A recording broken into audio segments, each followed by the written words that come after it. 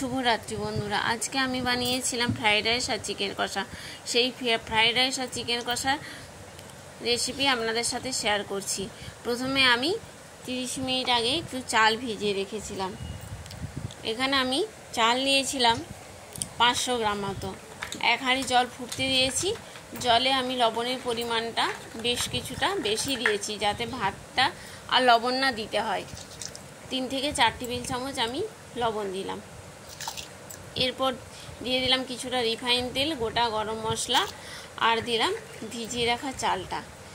Vinegar দিয়ে দেব 2 table চামচ। আপনারা কে কোথা থেকে আমার ভিডিওটা দেখছেন একটু কমেন্ট বক্সে লিখে জানান। আর ভিডিওটি ভালো লেগে থাকলে লাইক, কমেন্ট, শেয়ার করে সাবস্ক্রাইব করে পাশে থাকার অনুরোধ রইল। চালটা আমি 80% সেদ্ধ করে নামিয়ে নিলাম। জলটা ঝরিয়ে নেব। আর এখানে আমি একটা কড়ার মধ্যে দিয়ে নিচ্ছি রিফাইন তেল আর ঘি। এরপর ভিজিয়ে রেখেছিলাম যে কাজু আর কিশমিশটা দিয়ে কিছুক্ষণ নাড়াচাড়া করে নিচ্ছি।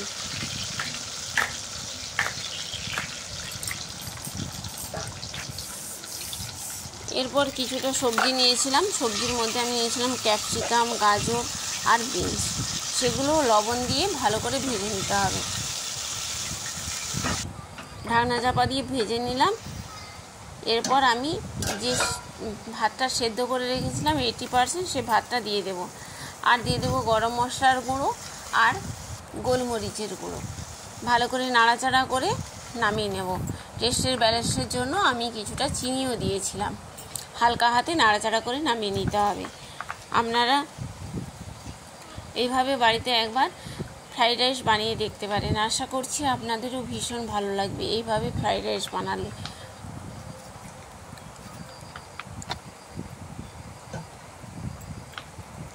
ফ্রাইড রাইস আমার তৈরি হয়ে গেছে, নামিয়ে নেব। এরপর আমি চিকেন কষা বানিয়ে নিচ্ছি।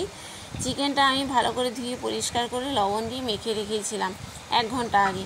তারপর আমি এখানে ওপর থেকে দিয়ে দিলাম সর্ষের তেল, হলুদ গুঁড়ো দিয়ে দেবো হাফ টেবিল চামচ লঙ্কার গুঁড়ো,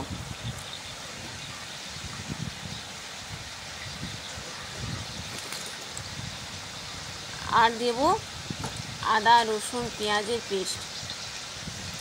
স্বাদ অনুযায়ী এখানে আরেকটু লবণ দিয়ে দিলাম।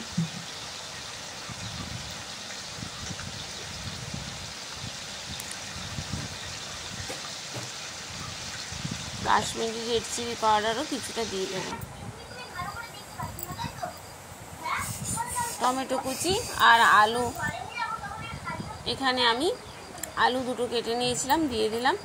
আদা রসুন পেঁয়াজের পেস্ট দিয়ে দিলাম। ভালো করে নাড়াচাড়া করে দেবো। ঢাকনা লাগিয়ে মিডিয়াম ফ্লেমে রান্নাটা করে নেব। তাহলে চিকেনটা আমার ভালোভাবে সেদ্ধ হয়ে যাবে, কষানো হয়ে যাবে।